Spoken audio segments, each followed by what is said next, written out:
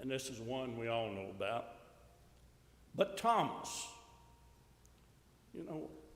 I feel sorry for poor old Thomas. You already know what he's going to do. Doubting Thomas has entered our own lexicon for somebody that's a scoffer. But Thomas, one of the 12, called Didymus, was not with the disciples when Jesus came. The other disciples, therefore, were saying to him, "We've seen the Lord."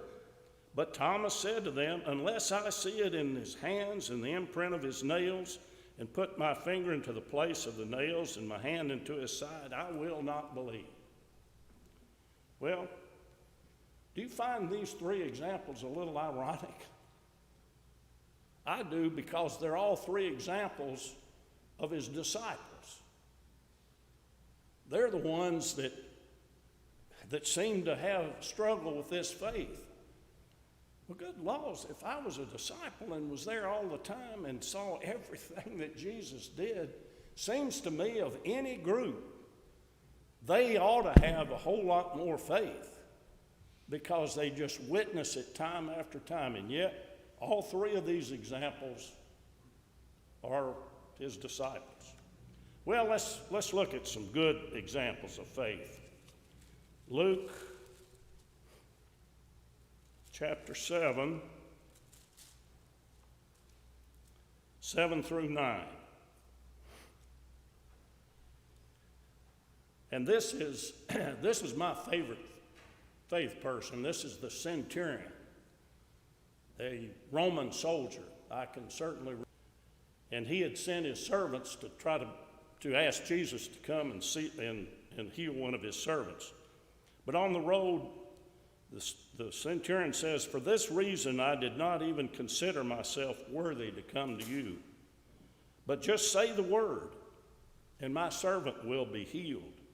For I too am a man under authority, with soldiers under me, and I say to this one, 'Go,' and he goes, and to another, 'Come,' and he comes, and to my slave, 'Do this,' and he does it." Now when Jesus heard this, he marveled at him. And turning, he said to the multitude that was following him, "I say to you, not even in Israel have I found such great faith." Roman soldier. Luke chapter 8, verse 43 through 48.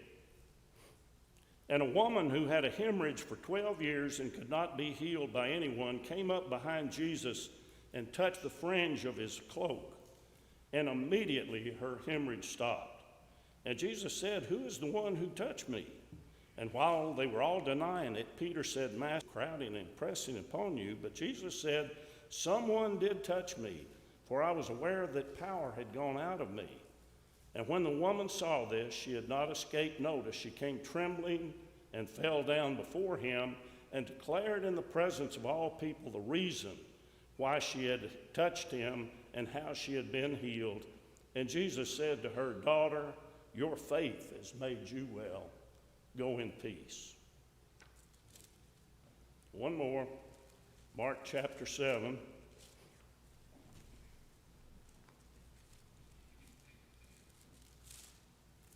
The little things have fallen out.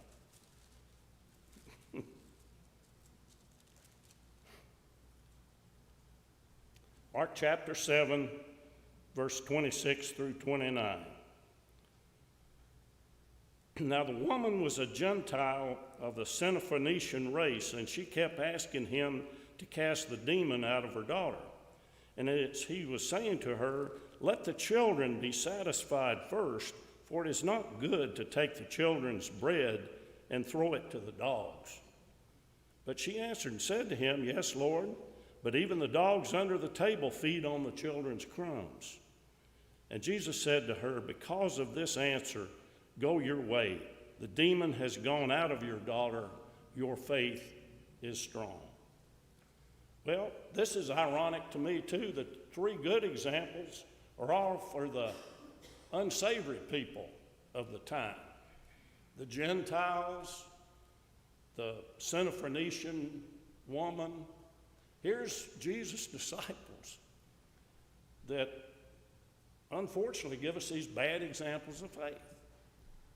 It's the ne'er-do-wells that seem to have got it right. And each one of these examples, to me, are crystal clear of exactly the faith that we should try to attain to. It's a process. It's not an event. I know in my case, my faith is something that needs constant attention, constant work. And when it all boils down to it, Jesus put it right. Until we get the faith of a little child, we haven't gotten there yet. My granddaughter Lucy is here, and I appreciate her coming. She's been practicing her cursive writing, her older. They don't teach that in school anymore. I don't know why. So she's proud of it, and I noticed she was writing her name. And one of the things she said, my best friend is Jesus. Well, that says it all right there. And nobody prompted her to write anything. That came from her heart. So I pray that we too can be like little children and have the faith that cannot be overcome. Amen.